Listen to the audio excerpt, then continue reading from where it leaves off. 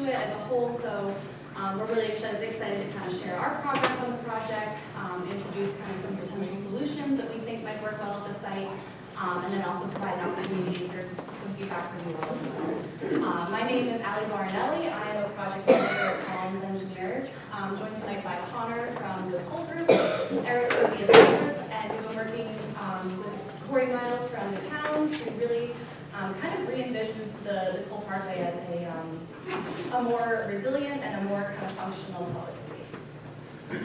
So just kind of wanted to start off with an overview about what we're going to talk about today. We'll start off with just kind of introducing our project, giving you an understanding of kind of where it's located, what the services of the site are, and really what the goals of the project that we're trying to accomplish are. And then we'll talk about some of the flooding that's been occurring at the site, both recent flooding events as well as some of the storm and sea level rise events that we anticipate in the future. Carl will kind of discuss what the impacts of that are directly on Scituate, specifically Cole Parkway, and kind of how we're interpolating that information for this site. We'll talk about some of the potential solutions. These are kind of resiliency, site features, and elements that we think might be a good option for Cole Parkway. And then at the end, as I'm sure you saw, there's some poster boards back there. So once we go through the potential solutions, it'll give you an opportunity to kind of provide feedback or give some comments, and really share your preferences on each of those solutions in more detail. So starting off just kind of with an introduction to our project. We're really focused just on Cole Parkway, so kind of what's outlined in red there is essentially our entire site. It's basically from the back face of the buildings along Front Street towards the harbor. So we're covering kind of the entrance on Old Dock Street, the entrance on Otis Place, kind of snaking around the outside of the site all the way along the walkway along the harbor, including the seawall, the park, the parking lot. We're looking at the boat ramp, the southern entrance kind of by the Scituate Brook culvert that Front Street goes over. So really just the whole parking lot is what we're kind of studying and analyzing. A pretty big site and obviously has quite a few different uses. So in order to really come up with kind of some quality and improvement recommendations for the site, we need to understand what the current uses of the site are. And Cole Parkway has quite a few of them. First and foremost, it serves as one of the primary public parking spaces in the downtown Scituate area. In addition to that, there's parks, some green space, some pedestrian walkways. So these are all things that we're trying to keep in mind as we develop our resiliency solutions. In the summertime, it's used for all sorts of different concerts and events. And then in addition to that, there's some year-round amenities like the public boat ramp. The harbor master runs their operations out of the site. And of course, we have the Scituate Harbor Marina access. So quite a few different things that we need to think about as we come up with some solutions for the site. And that kind of brings us into the goals of this project. So first and foremost, this is really a resiliency project. We're focused on trying to limit how much the site is flooding and to what extent it floods. So really that is the first and foremost goal that we're trying to accomplish here, is to increase the coastal flood protection at Cole Parkway. Kind of going hand in hand with that, we understand that there are some limitations with the existing drainage infrastructure.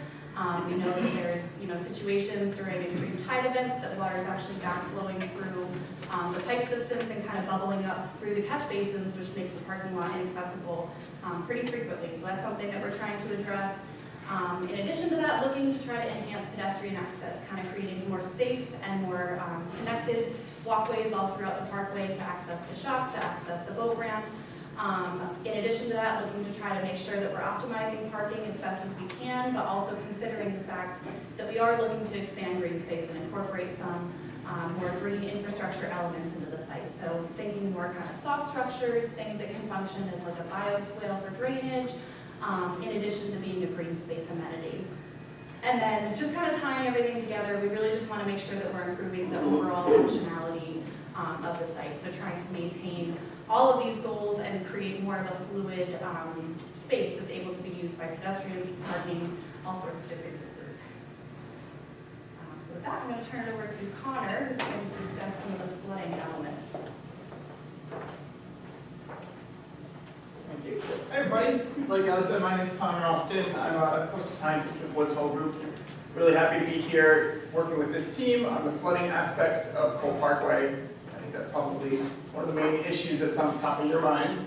especially because of all of the recent flooding which has occurred in just the last 2 years. So we've had some pretty extreme storms, nor'easters in particular, which tend to hammer the Cole Parkway. And these are just some of these photos. So I think in 2023, there was January, there was also just December 2023, we had January 2024, April 2024, all of which marked events where the Cole Parkway flooded. And the Cole Parkway floods from different sources of water. We have, rainwater flooding down the Scituate Brook. We have water coming in through the harbor entrance channel, and then flooding over the seawalls. We have water collecting in the drainage basins. We have water bubbling up when the tide gets high enough, backflowing through drainage basins and coming up the catch basins. So there are many sources of water that are vulnerable at the Cole Parkway from both the inland and from the coast at the same time. So it's a tough problem to handle, but we're going to look to do that as best we can. In this project, we are considering sea level rise. Sea level rise is only going in one direction. So historically, we have had an increase in sea level of about 3 millimeters per year, which adds up to about a foot per century. And then these projections here in different colors are the probability projections that the state is using. So this red line here, this is the high projection. And for planning purposes, especially for critical infrastructure, town public infrastructure, areas where people might be needing ambulances or needing access to the water, the harbor master, the Coast Guard, such as the Cole Parkway, they need to be planning for high-risk assets and high sea level rise scenarios. So what that means is by about 2030, we're looking at, compared to 2008, about a foot of sea level rise could occur. And that's in the next 6, 10, 15 years or so. And then as we're tracking forward, by 2050, there could be about 2 feet of sea level rise. And this is an accelerated curve, so by 2070, there could be about 4 feet of sea level rise. Now these are kind of severe scenarios. They're low probability, but high risk aversion. So we want to plan for worst case scenarios as we start to think about our development on the Cole Parkway.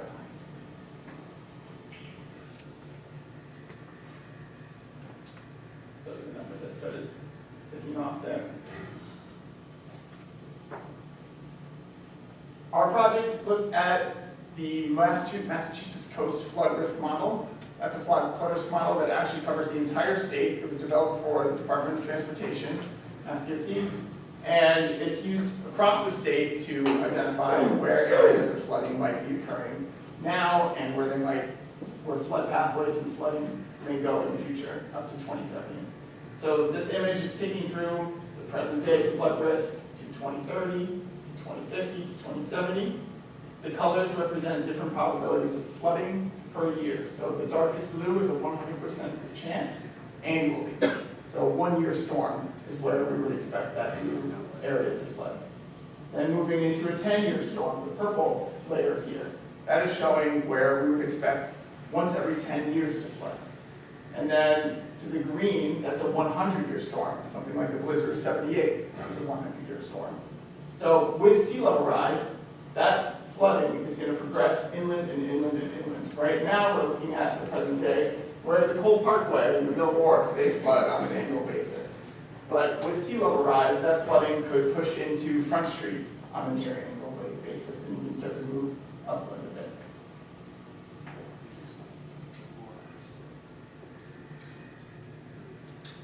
In designing for sea level rise, we want to get as much bang from our buck as we can. So we looked at the Resilient Coasts, the RMAT tool. This is a design tool for engineers and a planning tool from the state of Massachusetts that they want us to use every time we go to design something on the coastline. So these design elevations are coming from state standards, attempting to be conservative and identify where our waterfront should be so that it does not flood. If we are designing a project for about a 25-year design life, 25 years from now is 2050, so we would use this 2050 design elevation. If we're looking for something more like a 50-year design life, we might look for a design elevation targeted for 2070. Now, these numbers might not mean too much, but in relation to where the elevation of the harbor front is now, we are looking at about +5 feet or a +7 feet of elevation needed to escape 100-year storms. So that means that seawall all along the Cole Parkway, all along the docks and where the harbor master is, would need to be raised by about 5 to 7 feet in order to block storm surge from getting onto the Cole Parkway. And that's a real significant amount. That might not be something that we can achieve, but again, just kind of setting our targets, this is what we're using. Then working with Allie's group and Eric's group, we looked into preliminary designs of what a resilience project could be. How do we block this floodwater? And then modeling its performance. Our modeling was hydrodynamic modeling. It included different things. It included a model grid with elevations surveyed by our team. It included buildings so that we could see how flooding might flow through and between alleyways. It returned different pieces like velocity, so we can see areas where the flow is moving more quickly than others. It gives us a flood elevation, a flood duration, and then it helps us define our application design, identifying our design flood elevations. So I'm going to show you a series of images here that might be a lot to take in, but I'll just kind of summarize the key points to take at the end of the day. So if we elevated the Cole Parkway, how much protection could we get from a storm? That's essentially the question we're asking here with this model. If we don't do anything, a 100-year storm will flood this full extent in blue. And you all may have seen something along these lines in 1978 or March of 2018 when the storms were extremely high. And I think even recently, 2024, 2023, there was flooding along Front Street as well. So if we do nothing, this is where that storm could extend to. Now, our project area, as Ellie said, is just the Cole Parkway. And the reason we're limited to just the Cole Parkway is because that's the town's property. Now, there's a lot of other shoreline, clearly vulnerable in this image here, but those are all private parcels. So at least the start of this project, we were looking at the Cole Parkway. What could we do? If we raised that seawall, if we raised that shoreline across this whole reach to block the water, how much benefit would we gain? And unfortunately, we don't gain too much. There are some independent benefits, but essentially the whole waterfront is approximately at the same elevation. There are dips and ups and downs, but if we build something just on the Cole Parkway, we get what we call flanking. So through Scituate Brook, there can be flanking over Front Street from the south, which then can wrap around into the roadway and pour into the depression and the bowl that is the Cole Parkway parking lot. There can be flooding over the Mill Wharf bulkhead, which is a particularly low point. And then over here by Tequila Valley, there can also be flooding that comes down through Front Street. All of which, given a good amount of time, which a storm can sit for hours, even days, multiple high tide cycles, this water could certainly make its way into the Cole Parkway. That said, there is a benefit, an independent benefit, to doing a flood resiliency project along Cole Parkway. We can get about a ½ foot of flood depth reduction. So outside in the harbor, the flooding here is 10.3 feet above baseline, and then the flooding inside is about 9.9. So this image here is just showing the flood reduction. And then anything here in this green is showing no flooding at all. If we build something higher than the flood waters, then we're high and dry.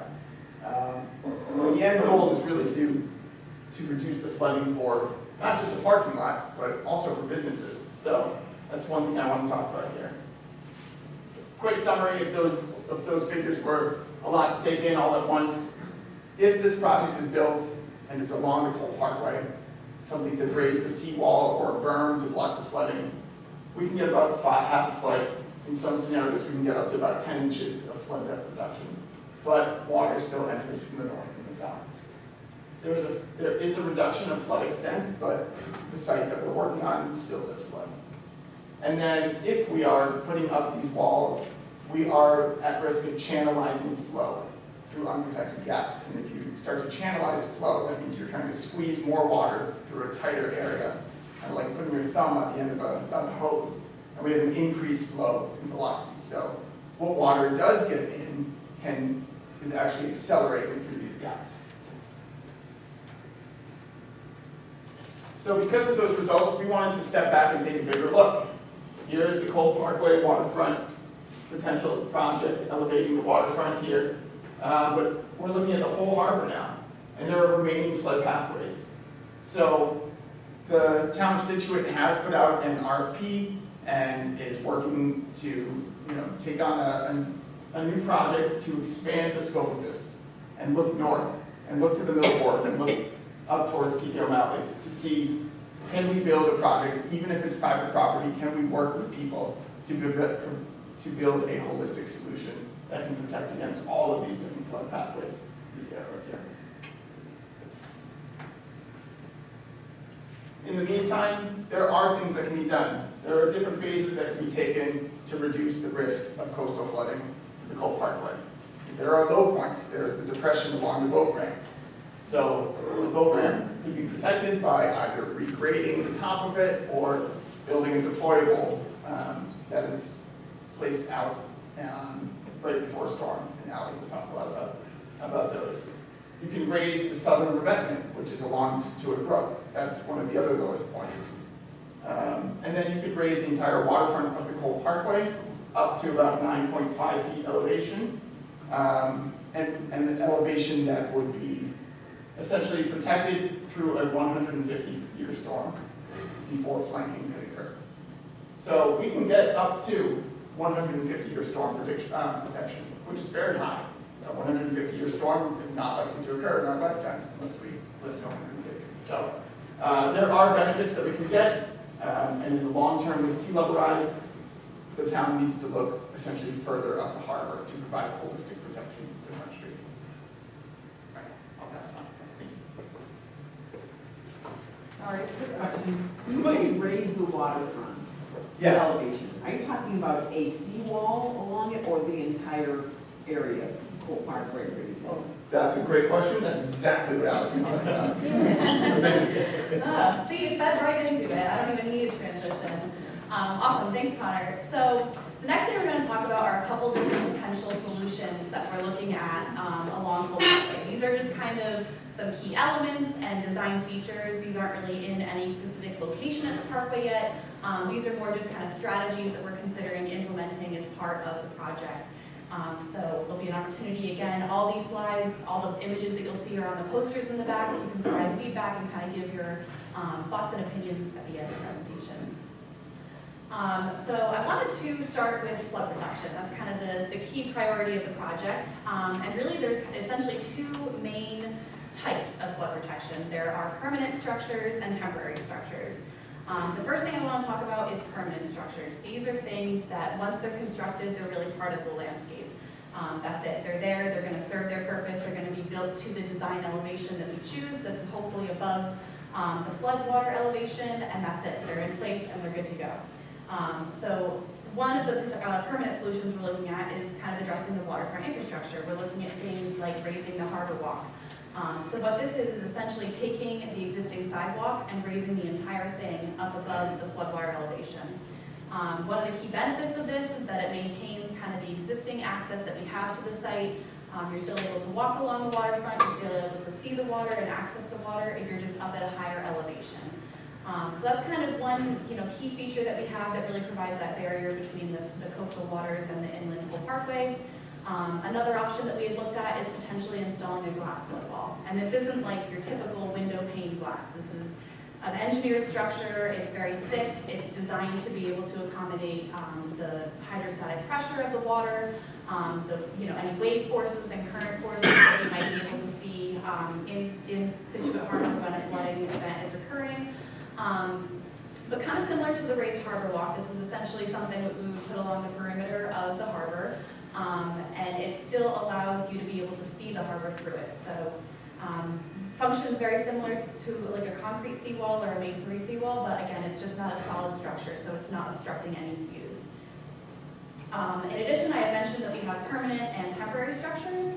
Permanent structures are definitely used across a longer stretch of land. Temporary barriers are more of in isolated or smaller areas. These are usually used in kind of highly trafficked locations, but the drawback to these is that they're really only activated when they sense flooding or when somebody goes out and installs them. So there's two types that I want to talk about. The first is deployable barriers, which is shown on the left. These are essentially just drop-in like aluminum panels that you would place between these posts, and it basically functions as a flood wall. Once they're in place, water can't pass through. So you kind of build them just like Legos, and it'll protect your structure, and then after the storm is gone and the coastal flooding recedes, then you're able to pull them out and restore access. The big drawback of these is, again, it's really restricting. You're not going to be able to go in and out of these areas, so it kind of requires a lot of advance notice, and you need to be planning ahead to make sure that these areas can be restricted with access. On the right, these are passive systems, so essentially function very similar to a deployable barrier, but these are actually activated when they sense water. They have different grates and float systems underground that essentially, when they detect floodwaters coming in, it'll rise with the tide. So the benefit of these is that it doesn't require somebody to go out and actually put them in the ground. But again, the drawback is that it really kind of will limit the access. But also the plus side of that is that these during non-storm times, it will keep things like roadways and pedestrian throughways. It'll keep them wide open so that when there's not a risk of flooding, people can still have access where they need to go. Another solution, this is kind of straying away from coastal flood protection, but kind of maintaining our goal of a greener Cole Parkway, is looking into solar canopies. The town wanted to prioritize some sort of solar element into our design, so we looked into solar panels, we looked into solar shingles that could go on a roof, but really what we found to have the most bang for our buck was solar canopies. These can be used to provide power to the Scituate Harbor streetlights, or the Cole Parkway streetlights, the gazebo, the marina, the harbor master building. Opportunities are kind of endless depending on how many we want to put in and where they're located, but really provides kind of on-site energy that we're providing to Cole Parkway. In addition to that, it also offers some shade to the parking lot spaces, so kind of reducing the heat effect that can come with the parking lot. With that, I'm going to turn it over to Eric, who is going to talk about some of the other elements. Yep. Hey, folks. My name is Eric Joseph. I'm a landscape architect with BSC Group. One of the solutions, or potential solutions that we're looking at, is actually looking at the existing stormwater drainage systems and how can we improve it. As Ali mentioned earlier, there's some inefficiency there, you got some backflow and what have you, so we're going to take a look at how can we improve that and come up with some design sizes that not only accommodate just the flow, but can we actually oversize it? Can we create almost cisterns, what have you, to help reduce some of that flooding and some of that stormwater overflow. So that's one area that we're taking a look at. Another area we're looking at is actually introducing different types of infiltration systems. For instance, with the porous pavers, with the pervious pavers, what that allows is that actually these are pavers that allow the stormwater to flow through, go directly right into the ground. So again, we're trying to get that runoff off the pavement as soon as possible. And then we're also looking at channels or vegetated swales. Again, we're trying to direct that water off the pavement into the swales. And the nice thing about the swales is that they will actually also reduce the amount of runoff. And then that leads into the second area of drainage that we're trying to focus on, and that is water quality. By actually having the water systems, the runoff goes through the swales, it actually helps filter out some of the particulates. And another area that we're looking at for water quality is actually the introduction of stormwater treatments. These are basically cisterns that you put underneath points in the parkway, and what happens is that the water goes to it, and it's mechanically controlling the body product, and sediments are actually removed from it. So again, we're just trying to enhance that water quality aspect.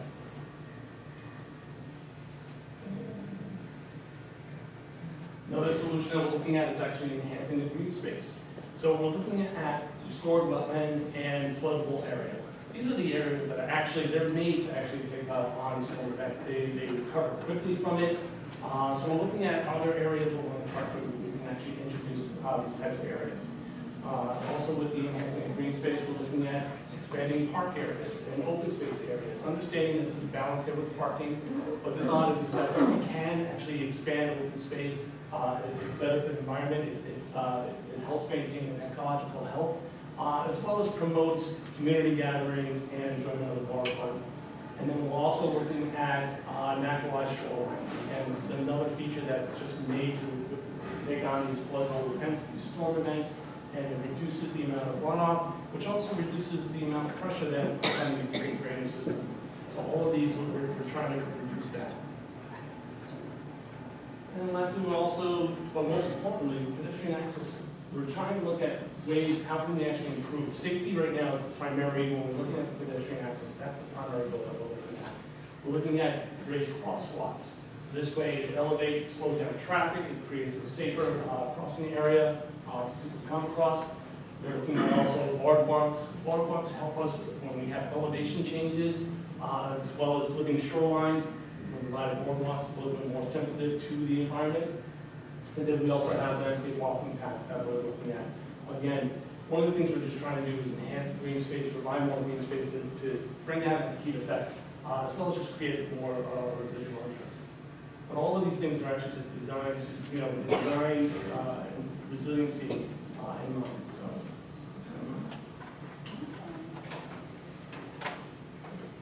All right, so that pretty much wraps up our presentation. I did want to say, like I said before, we have the posters in the back, so that'll be an opportunity to kind of provide some feedback on some of the solutions that we talked about. Connor, Eric, and I will be back there, so you can ask us more questions directly if you want to talk about anything in more detail. But in the meantime, if there's any other questions about kind of what we talked about, happy to take them. Sure. Do you want to run around, Corey?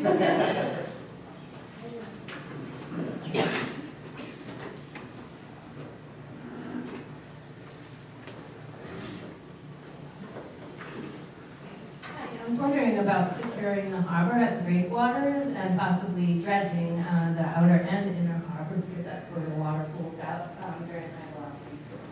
Sure, thanks. So the question is, can we do something at the outer harbor to stop the water from getting into the Cole Parkway, is the question. Can we look at the breakwaters and modifying those, or can we look at dredging the harbor? So in terms of stopping the water coming into the harbor, like New Bedford, the hurricane barrier, yes, exactly. The town has looked at that through their master plan process with MAPC. I think that was about 2018. They looked at a harbor barrier across the main channel of the harbor. They also looked at where flooding could start to come with sea level rise if you started to block the water through the harbor channel.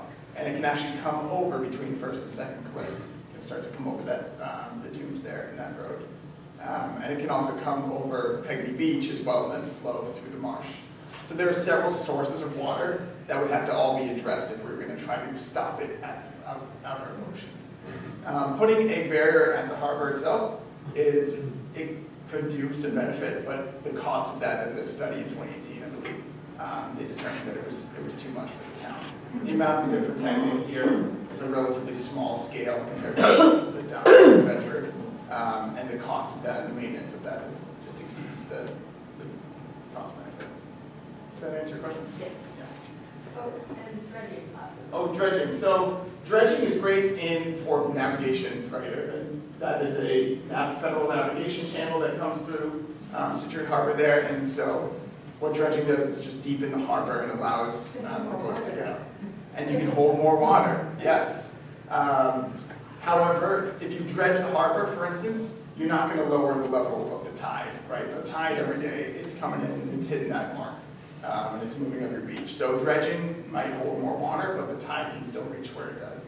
The same goes for storm surge. If there's a nor'easter, you dredge a little bit, that water pours in, but we're looking at the whole ocean there trying to pour its way through the mouth of the harbor. So that's a drop in the bucket that we would be pulling away and diverting somewhere else. So at the end of the day, that storm surge is going to get to where it gets to, and we either just need to build ourselves above it or block ourselves out from it. Yeah, but thank you for your question. I don't know. Do the solar canopies have to be in Cole Parkway? They don't necessarily have to be. That's kind of part of what we're looking for is feedback on whether or not, people prefer them or don't like them. It's, as part of the project goals, we are looking to try to create a more greener Cole Parkway, and that is something that the town wanted to explore as part of this project, is the potential to have almost an independent grid system with the installation of canopies, but, again, we're still in kind of the conceptual and preliminary design, so nothing is final. They could have solar powering parkways other than in the parking lot, didn't they? So, we looked at potentially powering the marina and the harbor master office. Right now, we didn't kind of look at any, electric feeds for outside in sort of the greater Front Street area. But, that's certainly a potential that down the road could be considered, but right now, we were just looking at kind of powering Cole Parkway as an independent entity. Good question. So just to kind of follow up to that though, so the islands that are in Cole Parkway now, is that where that solar canopies would go, or would they go into kind of a wide open area closer to the ends? It's kind of, again, we're still in the early planning phases. There's a couple different locations that we're considering. Logistically, we want to try to keep them as close to the marina and harbor master office as possible, just so that we don't have to run those transmission lines underground for a short distance. But essentially, I think we try to maintain them in islands, almost like a street light, because they're sort of cantilevered off, so it's not going to really park or block any parking spaces, as you can see kind of on the photo on the left. It's kind of in an island, so it's not going to be obstructing any parking spaces. I think the idea is to try to, we're not trying to block views of the harbor, though.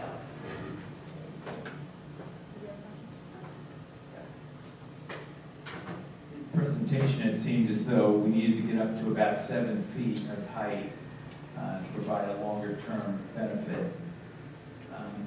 And we saw a suggestion about a berm or a plexiglass wall. But you could certainly combine those two, right? You could go up 3 feet and a berm with a 4-foot wall on top of that. Yeah, absolutely. I know that we kind of only showed just a handful of options here. There certainly are a number of different strategies that you could take to try to kind of elevate the shoreline. We actually did consider a berm as part of our early planning process. Ultimately, that was kind of dismissed just because of the slope requirements of a berm. They end up having to take up quite a large footprint, so it would eat into quite a bit of parking spaces, and ultimately we decided to try to preserve the parking and try to keep, elevating our shoreline to as small of a footprint as we can. But yes, that is certainly an option, and we could consider something like combining raising the harbor walk with a glass window if we wanted to. So I have a question, maybe the town can know too. So on July 10th of this year, full moon, and we had about 4.5 inches of rain in less than 12 hours. And everyone was concerned. I don't know if the town has done something with the existing basins and surge and floodgates, because there was no rain accumulated. There was a rumor started online that Cole Parkway is flooded, the carnival's canceled. There wasn't a drop of rain there. Everything went there, and we've been there years where we've seen that flooded, right? So has the town recently done something to improve that situation? Because it was basically non-existent in a real, a real large influx of water. Was it at high tide? It was at high tide, and it was full moon tides that week. That rain was all day for 12 hours, so we tried to contact the town to find out what was the magic, sauce, how did they prevent this? Yeah, I don't know exactly what that high tide elevation got to. It was 10.2. That's not a high tide. Yeah. That's not a high tide. Usually when it gets to about 11, that's when you start seeing the surge. Yeah, it was 10.2 combined with 4 inches of rain coming in, so. Yeah, that's. Gotcha. I will say that, in order for the rain to kind of actually be able to flow off and concentrate in the catch basins, a lot of times that can take place even like 12 hours after a rain event, 24 hours we see for time of concentration for, a rain droplet that's all the way at the end of the watershed to actually make its way down into the drainage basin. But might have just been a string of good luck. kind of, Okay, so but the town has done nothing in the last 4 years to improve those gates and flows? There was I'll some let repair. Corey answer that, but to my knowledge, no. No. And has that been looked at in this project, just repairing what was there? Yep, so that's been part of our drainage analysis, is kind of evaluating the existing infrastructure, looking at the elevations of some of the outlet pipes and trying to see how we can maybe bring those up above the high tide elevation to try to limit that kind of backflow situation that we see very frequently. So yep, that's all been evaluated as part of our project, and we're kind of using that information now to come up with some of the proposed options.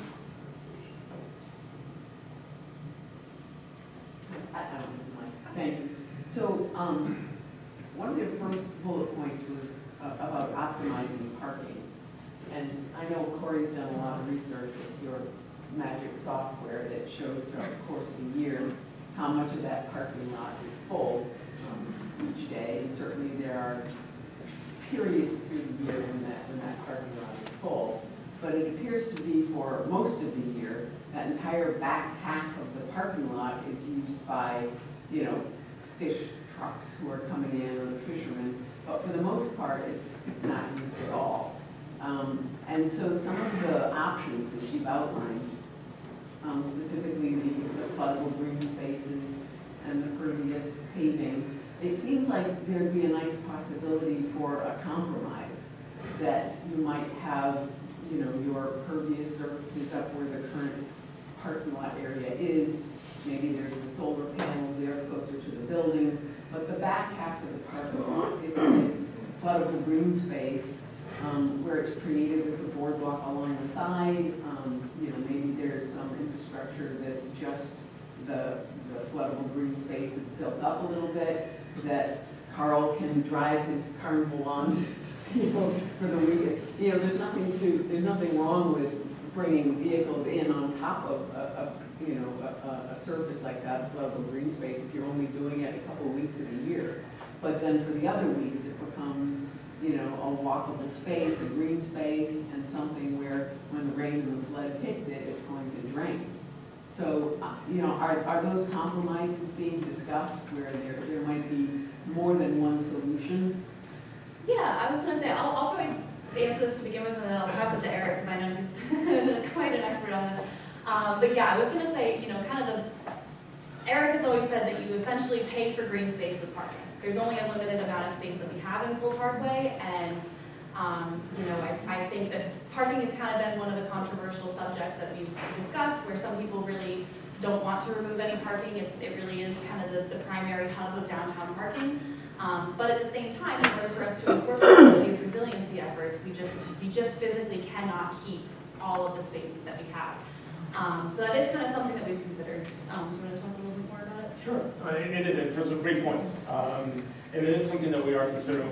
There's a number of compromises we're trying to evaluate in terms of, when it comes to parking, when it comes to floodable spaces, when it comes to actually surface treatment, where basically maybe you can still park on it, but it's maybe not, a hardscape, maybe it is a permeable paver, maybe it's actually a reinforced turf. So we're looking at all these different options and trying to weigh the balances and the cost analysis of that. But those are definitely things that we are considering.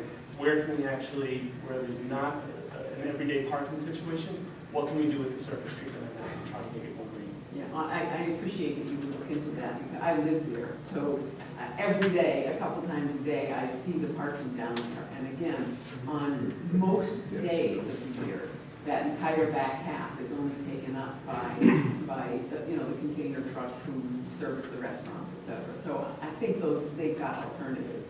And if it meant that much of that paved surface could be changed, and utilize the few times throughout the course of the year that you need to, if you're going to put a carnival on it or something. But it appears that I'm hoping that we're not designing that whole Cole Parkway just for the few times when that parking lot is full. I can show you that when we're looking at the design, we're not going at it with this, okay, how do we replace all the parking that's there? I'm always like, hey, can we squeeze this in here? Can we squeeze this in here?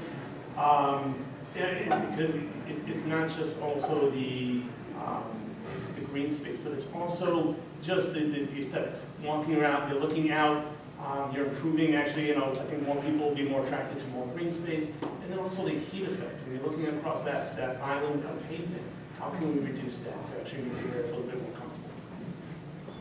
Thank you.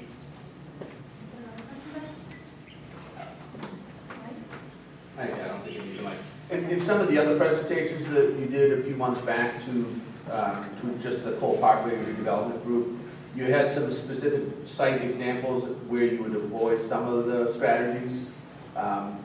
Would it be possible, or is that something you're not going to cover tonight? That was a little bit more of just a map of the Cole Parkway in those areas, and saying, hey, we were thinking about using this type of strategy here, this type of strategy there, and I thought that was pretty helpful. So Yeah, I was going to say, we had really intended on kind of keeping this meeting more focused on sort of what the site elements are.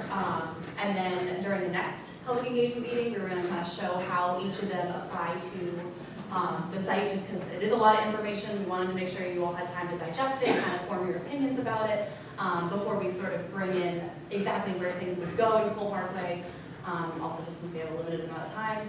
But yeah, we're definitely planning on showing that just at the next public engagement meeting. yeah, thank you. Hi, first of all, I'd like to recognize the committee has a pretty daunting task trying to deal with a rising sea in storm surges. I do live in Millwall condos, and most of what I see as the solutions that you're offering are really from rain events and stormwater runoff. Because we don't need a 100-year storm, we don't need a 50-year storm to flood the downtown. Unique perspective that I have, obviously the wind, the direction, the tide, the raising tides, but also from a parking perspective. There's 2 parking lots in downtown. One is private, one is public. However, I will tell you that the public treats the private both as public lots. So, the parking at Cole Parkway is precious. It's a precious resource. And if business is going to survive and thrive in downtown, I believe that is the first and foremost and highest priority for this group and committee to maintain. I know we talk about form versus function. I think in this case, it's function over form. Green space is nice. I think it could be worked in with some of the solutions that you have, but it should not come at the expense of parking spaces. Once they're gone, they're gone. People will not have places to park down there. There's a lot of talk from the businesses on the Millwall side to turn that into a gated lot. And when that parking space is lost, there's going to be significant inability of people to find parking. Go to the church parking lot, go off-street parking. Right now, I don't think that's allowed, and we certainly know there's limited parking spaces along Front Street. Yeah, I just wanted to say something about the parking as well. As a mariner who needs to get to a boat with maybe 1,500 other people that have boats in the harbor, that's where people can park if they aren't a member of a boat club or a yacht club. It's sort of the people's marina. So there needs to be parking in peak times where every event and that the most popular time is in Scituate Harbor. So I don't think that should be lost in all of this, because it is a marina. You wouldn't be in a marina without boats there either. So you really have to look at that. And I've had a different experience as far as going and trying to just launch a kayak to get to my sailboat and having to turn around and find someplace else to launch at the lighthouse or something. Yeah. So you probably talk to different people to get a different perspective, but that's mine as a voter. That's great, thank you. Yeah. In the scenarios that you've painted, the scenarios that you've painted so far, do you have quantitative numbers to say, if we did the green space in the front, we lose X amount of parking spaces? If we put up the solar panels, we lose Y. If we put up these walkways and barriers and green space threads throughout parking lots, you see a lot of people doing that, we lose X amount of spaces. Do we have quantitative numbers on the solutions? I believe in that. No, no worries. I was going to say yes. That is definitely something, like you said, I understand that this is something that, some people feel we need to do away with parking. Some people feel we need to absolutely keep the the parking. So that is 100% a metric that we are taking very seriously when we kind of develop these alternatives, and something that we are kind of quantifying how much, which options are going to add spaces, which options aren't, and all of that will be available at the next public meeting as well. The next meeting is share that. Yep, yep. We've got another comment back here. Just a couple of points. First of all, I have solar panels and they produce a lot of heat. So that's something, they're not gonna be over a green space and not produce heat. They produce a lot of heat as much as a paving does. Something to consider about, you know, having them over your cars and whatnot. The other thing is, we used to have on those catch basins, there used to be, I've lived here for 60 years, there used to be storm flaps inside those drains that went one way. So the water flowed out, but the tide did not come in when it reached the drainage pipe. Okay, it was stopped with a backflow flap, and they broke, and they were never fixed. That is a key part of how the flooding happens in Cole Parkway. People don't realize that. That's why it didn't flood, because the water didn't get up to that catch basin where it flowed out. It wasn't, a 10-foot floor is not high. When you have a 12-foot high, that's where it goes into that flow basin and backs up into the parkway. The other thing is, the parking lot is a place where water goes. There's roads all around the harbor that if you block that area of flooding for the water to go, it's gonna go someplace else. Where is it gonna go? Have you figured that flow pattern? When there's a high tide, it flows into that flat area that's sacrificial. We don't care if it flows a parking lot, but it may now flood other road areas, and we need to figure that out too before we start putting barriers up. The causeway going out to the cliffs had on either side 2 flood control systems that were put in on either side of that causeway because Bridge Street going over to the cliff is a bottleneck. So the water comes into the harbor and it tries to all back up and flow through that bridge that goes to the cliffs to get out to the marsh behind Peggotty. That wasn't maintained, and so now the water backs up and flows into the parking lot more. If you dredged those 2 sides out like they were done after 78, you would have a better flood control. That needs to be looked at. It has floodgates. It had a system set up on both sides of the causeway to help control the flood in the harbor. And that's something you need to look at. It's outside of this purview, but it benefited all of what you're talking about. Those are things you could look at.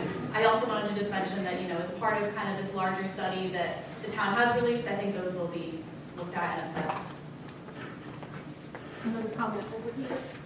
Yeah, probably the last comment, but I would again agree with this gentleman about the parking because Scituate is a growing town. More and more people are seeing how beautiful it is and coming to the businesses, and I think it's almost unfair to the business community to take away parking. I love green space and all those things if it helps with flooding, but for the sake of green space, I would not do that. I love some of those suggestions that were made earlier about maybe different kinds of platforms or whatever that can service parking, but will also soak in some of the water. That's fine, but we can't afford to lose one parking space, the lot that we have now. It's, I just think it's not the right thing to do. I know that we're talking about just Front Street at the moment, the parking, but I live on First Cliff, and the bridge floods going on the causeway that floods currently. And as I look at this and I see the solar panel canopies that you want to put up, that seems like a nice to have to me. And I think the money would be more well spent in also protecting the bridge from flooding and protecting some of the other spots on the first and second cliff that are flooding.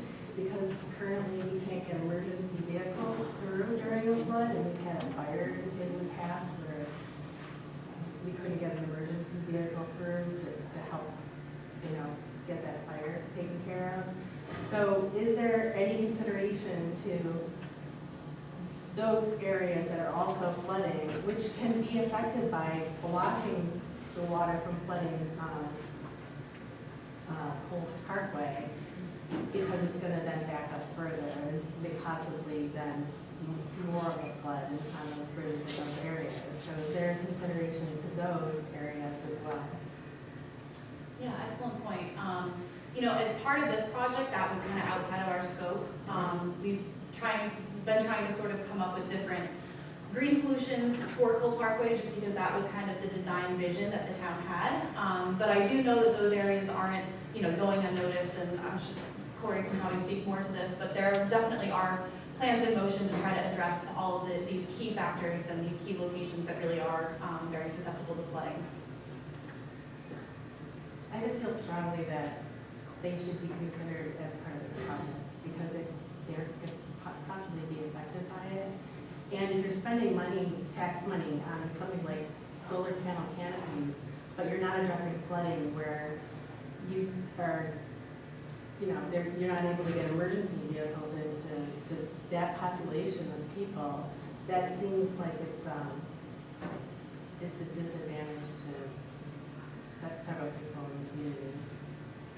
And I just want to say one thing about the redirection of floodwaters and at risk, that it mostly comes into channelizing flow and increasing velocities in different areas around the wall that you might put up. But we're very unlikely to affect the water level in the harbor. That is pretty much just set by whatever storm and tide we are hit with.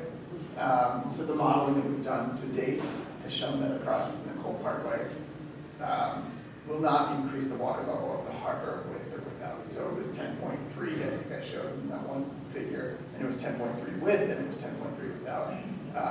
But in your case, like if the project were to be expanded, we would certainly model that exact project. So I don't want to kind of wash over that comment and say that it's not going to be the case, but we would look at that. Even still, I think that's more of a concern than putting up something. The protection of the roadway is certainly Because it's something that I understand. possible flooding. In addition to the aesthetics for the solar panels, I mean, depending on where you bring them, you'll kill the tradition of the two festivals that we go there every year, right? If you take that into effect, you won't be able to put up stages, carnival rides, any of that in that footprint. Anytime you lose that footprint, you're not going to be able to do those events. That's a good comment. Sure. What's the budget for this? Whose money is it? Worse. Well, it would be, I guess, Corey, I'm going to defer to you on this one. Okay, so right now, none of this is planning to be built as what you're seeing. This is just a study to assess the feasibility of any of these solutions and see what the public thinks about it. And the funding that paid for these professionals to take a look at this came from, partially from a grant and partially from an article that was found in a couple of months ago. Sure. If you're interested in parking cars, well, I'm put up a parking garage. Multi-story. Well, we actually briefly considered that, but ultimately I think the cost kind of was pretty prohibitive to allowing that to happen, and then also just kind of, again, impacting the festival and the events that would occur at the site. Some of the subgrade soils aren't really conducive to having that volume of material without significant kind of subgrade foundational improvements, which drives the cost up even further. So ultimately that was dismissed for the unlimited cost. But a good, you know, in a perfect world. I don't know, what's it be a garage that costs less than some of this? Yeah, well, you know, I think in the whole scheme of things, the size of garage that we would probably end up needing to install, I think the cost benefit just wouldn't make it worth it. I was just going to say, like, just like talking about your comment and the garage, but I just, when I saw like the plans online, it does feel like all of these solutions would probably still cost a lot of money, and we're really, like, not really, it's like a Band-Aid, feels like a very temporary Band-Aid. And you kind of went over it a little bit, talking about the, you know, other areas of the flooding. So I just feel like, although these solutions are nice, it's just not at a big enough scale. And maybe a parking garage would work, but I think there just needs to be a lot more collaboration with these other private owners that own these different properties. Like, everybody needs to come to the table and discuss this, because it involves everybody. So, you know, you really can't fix the problem if you're only like looking at this one little area. It feels like a waste of money, honestly, unless you're really like addressing the bigger problem. Yeah, no, that's an excellent point. And, you know, it's kind of when we started this project, we came into it really thinking that, hey, you know, we'll put this seawall up, we'll protect Cole Parkway, it'll protect all the front streets. And it wasn't until we kind of really got through the modeling that we realized, hey, this really isn't going to have the independent effectiveness that we needed. So that's kind of when we had that conversation with the town, with the CPRC about, you know, the project and kind of the direction we wanted to take. And that's when we kind of scaled back how much infrastructure improvements we're really doing as part of this project. And I think that's when, you know, the town kind of recognized that, and that's when they released that additional RFP specifically to look at discussing with neighboring properties and kind of evaluating the site in a much larger scale to see if there really is a more holistic approach. So excellent point, and one that we are actively working on. I have a comment. Have you considered maintenance in any of this thing? You know, vegetated swales and pervious pavement are all great and everything. Who's going to maintain them? DPW can't maintain what it has now. So I think you need to consider that in your plans. Also, redevelopment. The harbor is ripe for redevelopment. There are projects going to come in that are going to increase the density in the harbor. And, you know, they're going to need the parking in Cole Parkway. So I think that needs to be considered as you factor in the amount of parking. Yeah, excellent point.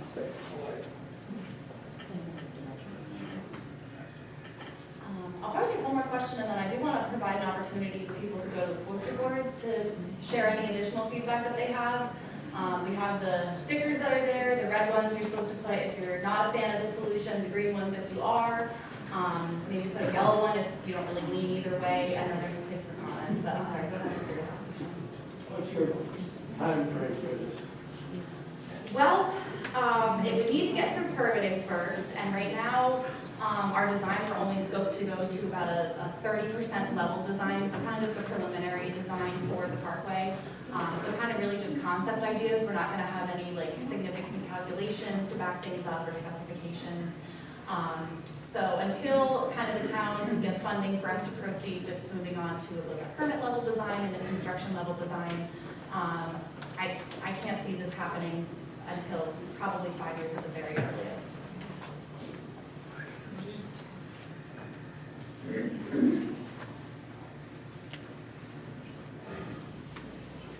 All right, should we move to the posters if anyone has any additional feedback?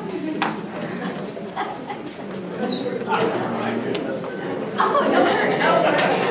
No worries. You have one Just drain the ocean. We just need to drill a hole out there. Yeah. Get rid of all that pesky water.